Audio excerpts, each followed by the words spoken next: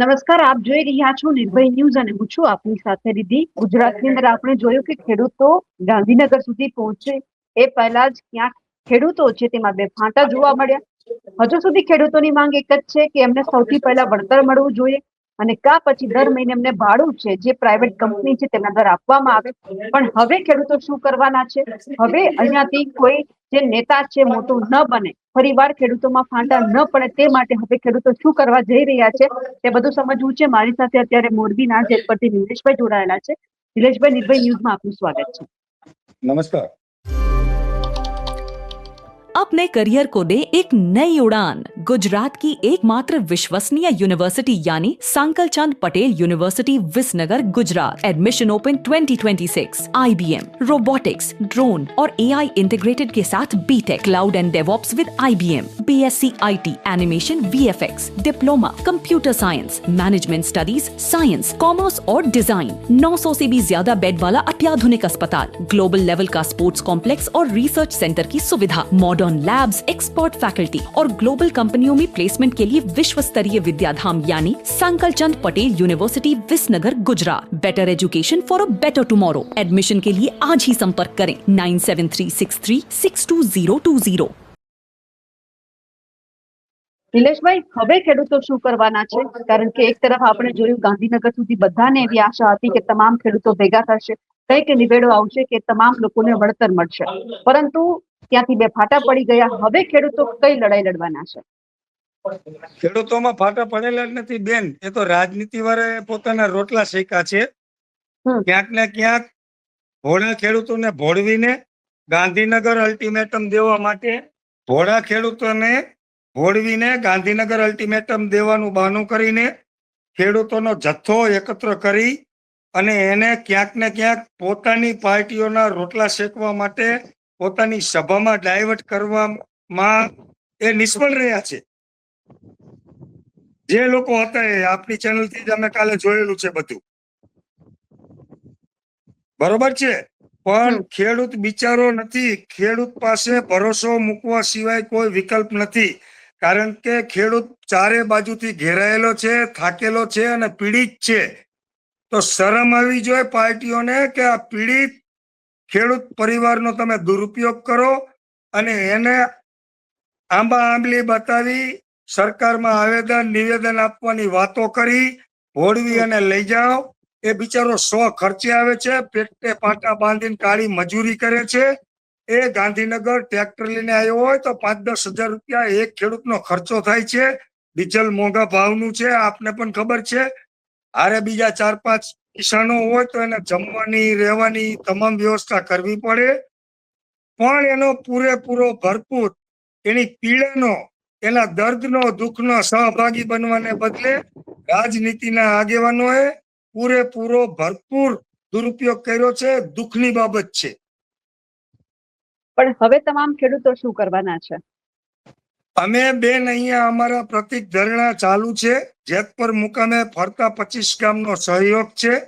આવનારા સમયની અંદર કાલે જ અમે શુભ શરૂઆત કરીએ છીએ આંબરનાથ ઉપવાસની. હું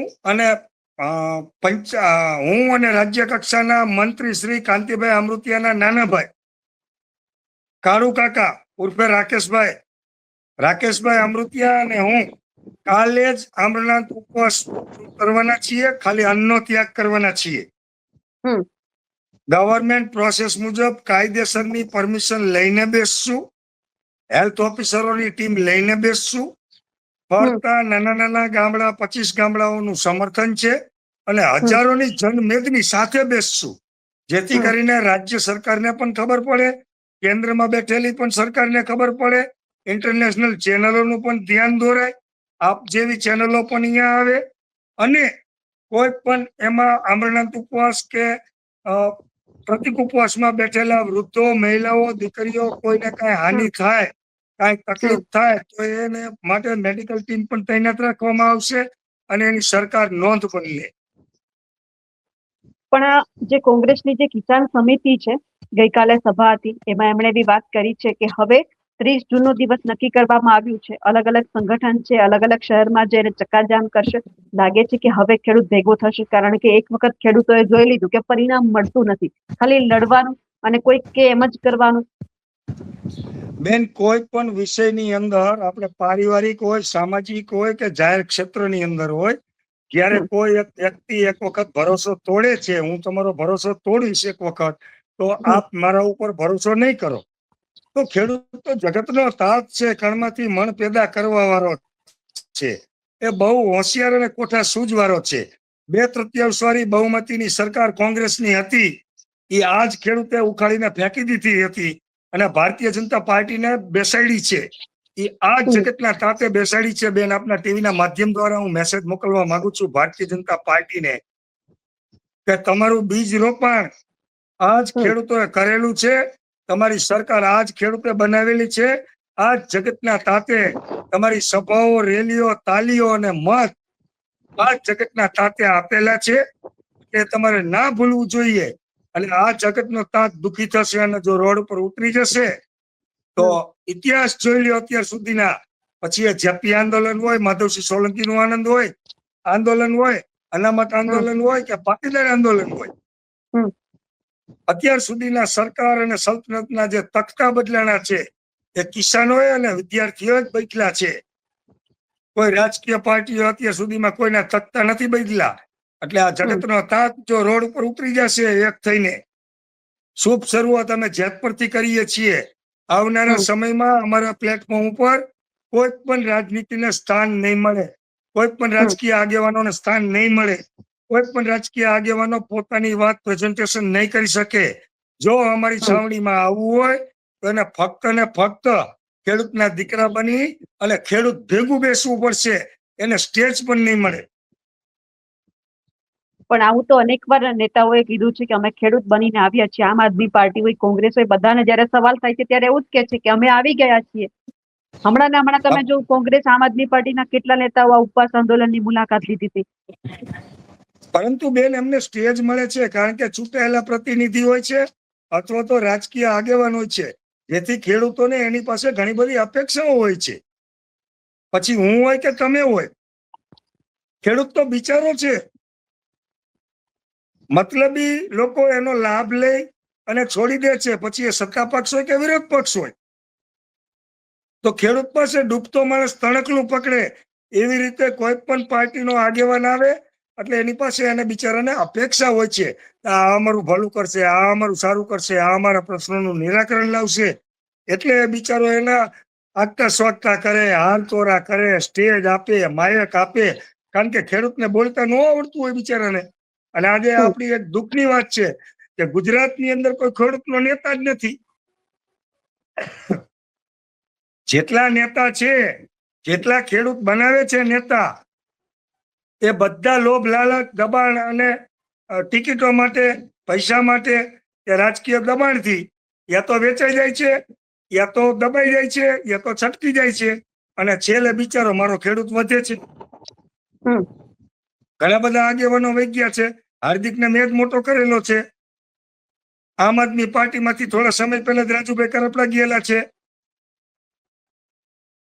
ઘણા બધા અગાઉ પણ કિસાન આગેવાનો બનેલા હતા અને ભારતીય જનતા પાર્ટીમાં કે કોંગ્રેસમાં મર્જ થયેલા છે. આજની તારીખમાં ગુજરાતની અંદર એક પણ કિસાન આગેવાન એવો નથી કે જે ફક્ત કિસાનના હિતની વાત કરે, કિસાનોની વચ્ચે રહે અને કોઈ પણ રાજકીય પાર્ટી એટલે કે સત્તા પાર્ટી કે વિરોધ પાર્ટીથી બીવે નહીં, ડરે નહીં. એટલે એના અમે શ્રી ગણેશ જેતપુરથી કરીએ છીએ. અને હું જેની આગેવાની લઉં છું, સત્તા પાર્ટીને જ્યાં ખીલ્લો મારવો અહીંયા મારી લે, વિરોધ પાર્ટીને જ્યાં ખીલ્લા મારવો અહીંયા મારી લે. હું ફક્ત ને ફક્ત કિસાન હિતની વાત કરીશ અને ખેડૂતો સાથે રહીશ, છેલ્લા શ્વાસ લગી રહીશ. હું બીજાની જેમ સુરત દાદાની માના હમ ને માતાજીના હમ ને એવી કમિટમેન્ટ કાંઈ જ નહીં આપું. 2015 થી પાટીદાર આંદોલનમાં જોડાયેલો છું. 2011માં એન્ટી કરપ્શન મુવમેન્ટ લડેલો છું. દિલ્હી કિસાન આંદોલન લડેલો છું. વિદ્યાર્થી આંદોલન લડેલો છું. આ મારા જીવનનું 7મું આંદોલન છે. અત્યાર સુધીમાં મારા ચારિત્ર ઉપર એક દાગ લાગવા નથી દીધો. રૂપિયા કોઈ દિવસ કોઈ પાસેથી લીધા નથી. ટિકિટની, પદની, પ્રતિષ્ઠાની અપેક્ષા રાખી નથી. અને અગાઉ સમયમાં પણ મને છે પણ નહીં. પણ હા, મારા કિસાનોને જ્યાં તકલીફ પડતી હશે આખા ગુજરાતની અંદર, ત્યાં છેલ્લા શ્વાસ સુધી મારા ઉપર જે કલમો કેસ લગાડવા હોય સરકારને લગાડી દે. અગાઉ મારા ઉપર રાજદ્રોહ, દેશદ્રોહ, રાષ્ટ્રદ્રોહ, રાયોટિંગ, દિલ્હીમાં પણ ડિટેન થયેલો છું. ગુજરાતમાં અનેક પોલીસ સ્ટેશનમાં જમા થઈ ચૂકેલો છું. અમદાવાદ ક્રાઇમ બ્રાન્ચ હવેલીમાં જમા થઈ ચૂકેલો છું. કોઈના બાપનો ડર નથી. નવી કલમ કોઈ આ સરકારે બનાવી હોય તો એ પણ લગાવવાની છૂટ છે. પણ હું કિસાનોને જ્યાં તકલીફ હશે, કિસાનોને દર્દ હશે, કિસાનોની પીડા હશે, ત્યાં હું મારા ખર્ચે કિસાનો સાથે રહીશ. કિસાનો મારી સાથે રે કે ન રે, એ બટાયેલા રે ભાજપમાં, કોંગ્રેસમાં ને અપક્ષમાં, તો મને કાંઈ વાંધો નથી. પણ હું કિસાનોની તકલીફ હશે ત્યાં હું કાળી રાતે ઉભો રહીશ. નિલેશભાઈ, આ તમારા જે અમરનાથ ઉપવાસ છે તેમાં કોઈ ખેડૂતો જોડાવાના છે? જી, હાજી. તમે કાલે ગાંધીનગરની અંદર જ્યાં ટ્રેક્ટર રેલી હતી તેમાં આવ્યા હતા? ના, હું પ્રતિક ઉપવાસની છાવણી લઈ સંભાળીને બેઠો હતો. મોરચો બેન, મારી આખી ટીમ ત્યાં હાજર હતી. 150 ટ્રેક્ટરની ટીમ હતી મારી બેન. અને આવનારા સમયમાં ખેડૂત આંદોલન અને ખેડૂત રેલી કોને કહેવાય એ સરકારને બતાવશું. આવનારા સમયમાં સરકારને જો ગાંધીગીરી ન ફાવતી હોય તો સરદારગીરી પણ બતાવશું. નિલેશભાઈ, એક સવાલ એ પણ પૂછવો છે કે જ્યારે કિસાન કોંગ્રેસ સમિતિએ લડવા માટેની તૈયારી બતાવી, તમામ ખેડૂતોને ટ્રેક્ટર સાથે હાજર રહેવા માટે કહેવામાં આવ્યું, આમ આદમી પાર્ટી એમાં જવાબ આપ્યો કે અમે લોકો આવવાના છીએ, તો કોંગ્રેસ વાળાએ જવાબ આપ્યો કે તૈયાર ભાણું મળે છે એટલે આ તમામ લોકો ખાવા માટે આવ્યા છે. હવે તમામ કોંગ્રેસ હોય કે ભાજપ, આ બધા લોકોએ પક્ષ મૂકી એક ખાલી વિરોધ પક્ષ તરીકે તાકાત બતાવી હોય તો તમને લાગતું હતું કે કાલે ગાંધીનગરમાં સરકારે જવાબ આપવો પડે? એક પક્ષને, પરંતુ જો બે મજબૂત પક્ષ ભેગા થાય, બે મજબૂત નેતાઓ ભેગા થાય તો સરકારે ગમે એમ કરીને સાંભળવું પડે. મેં એનું ટૂંકું ઉદાહરણ આપું. મોરબીની અંદર છેલ્લા 12 દિવસથી આ પ્રોટેસ્ટ ચાલી રહ્યું છે. પહેલા દિવસથી પંકજભાઈ રાણસરિયા મોરબી જિલ્લાના આમ આદમી પાર્ટીના પ્રમુખ છે. પહેલા દિવસથી આ પ્રોટેસ્ટની અંદર જોડાયેલા છે. એની આખી ટીમ જોડાયેલી છે. હું એના વખાણ નથી કરતો. મહેશભાઈ રાજકોટિયા પણ જોડાણા હતા 2 દિવસ. પાલભાઈ આંબલિયા પણ 2 દિવસ જોડાણા હતા. તો મોરબી જિલ્લામાં જો આમ આદમી પાર્ટી અને કોંગ્રેસનું સંકલન રહી શકતું હોય, બંને પાર્ટીના સંગઠનના આગેવાનો, જિલ્લા પંચાયતના ચૂંટાયેલા પ્રતિનિધિઓ, તાલુકા પંચાયતના ચૂંટાયેલા પ્રતિનિધિઓ, એનું જો અમે બેલેન્સિંગ કરી શકતા હોય, મેં પોતે જ બેલેન્સ કરેલું છે. બંને આગેવાનોને બોલાવેલા છે, આમંત્રણ આપેલું છે, બંનેને સ્ટેજ આપેલું છે, વિન્ટેજ આપેલું છે, આગતા સ્વાગતા, રહેવાની, જમવાની તમામ વ્યવસ્થા કરી દીધેલી છે. આપણે એનું માન મર્યાદા મોભો જાળવ્યો છે, એનું બા ઇજ્જત સ્વાગત કર્યા છે. બરોબર છે. જો અમે કોર્ડિનેશન જાળવી શકતા હોય તો તમે કેમ કોર્ડિનેશન જાળવી નથી શકતા?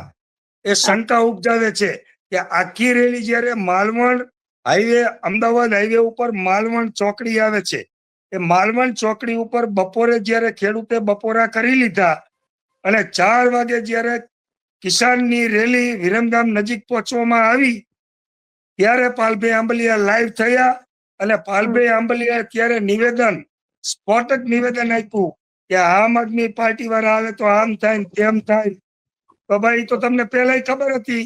તો અહીંયા મોરબીના પંકજભાઈ રાણસરિયા તમારી સાથે જ બેઠા હતા, એસડીએમ ની મીટિંગમાં પણ સાથે હતા. તમે જે ગામમાં સભા કરી હતી જેતપર ગામમાં, એ સભામાં પણ પંકજભાઈ તમારી સાથે બેઠા હતા. ત્યારે તમને તકલીફ નથી. ગાંધીનગર આવે તો તમને તકલીફ છે. એટલે ક્યાંક ને ક્યાંક તમારી મનસા ખોરી હતી. તમારે કોંગ્રેસની સભા કરવી હતી અને બીજા ઉપર તમે માછલા ધોવો છો, તો એ તો ગેરવ્યાજબી કહેવાય. હું બંને પાર્ટીઓને વખોડું છું કે જો ગોપાલભાઈ અને ઈસુદાનભાઈને પણ જો ખેડૂતમાં સમર્થન આપવું હોય તો ઈસુદાનભાઈ તો જેતપર આવેલા, ગોપાલભાઈને પણ આવવું જોઈએ અને પછી એને સમર્થન જાહેર કરવું જોઈએ કે કિસાન રેલીની અંદર અમારું સમર્થન છે, નહીં કે તૈયાર ભાણા ઉપર. એમાં ક્યાંક ને ક્યાંક પાલભાઈ પણ થોડાક સાચા છે. તો બંને પાર્ટીમાં ક્યાંક કોમ્યુનિકેશન ની ખાઈ છે, મિસઅન્ડરસ્ટેન્ડિંગ છે. જો મારા જેવા મધ્યસ્થી કોઈ થઈને આવે તો બંને પાર્ટીનું કોમ્યુનિકેશન પણ જળવાય એમ છે અને સત્તા પાર્ટી સામે તાકાતથી આપણે લડી પણ શકીએ એમ છીએ.